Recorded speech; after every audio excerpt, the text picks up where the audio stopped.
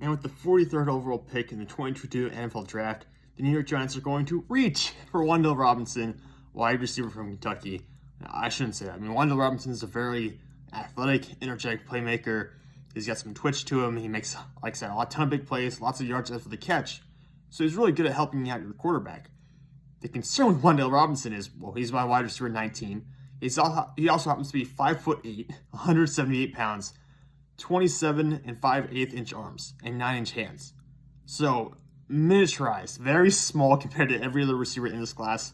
And he's not as twitchy and not as, I'll call it, athletic as someone like Calvin Austin from Memphis, who's equally as small, but is a much, I would call him, better playmaker because of the way he does on special teams and some of the, like I said, added speed and twitch brings to the table that Robinson does not match.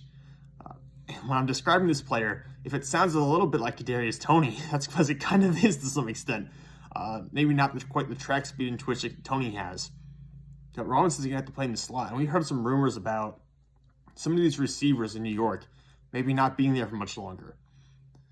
And you bring in Wan'Dale Robinson, and it's a little bit worrisome that this happens in the second round. I mean, this is still a very high pick. You go and get Wan'Dale Robinson, and there's some really good receivers still on the board. Guys like Jalen Tolbert, guys like John Mechie, George Pickens is still there. I mean, there's a bunch of really good wide receivers out there. And you go and get Wan'Dale Robinson, which is, it's just a head scratcher. I mean, I'm sure they have a good reason for it. If they didn't, then, well, you kind of get the point. I'm sure they had a reason for this pick. That doesn't stop it from being a surprise considering Wan'Dale Robinson's physical limitations and the fact that there were better receivers on the board, better well-rounded receivers who can actually play outside.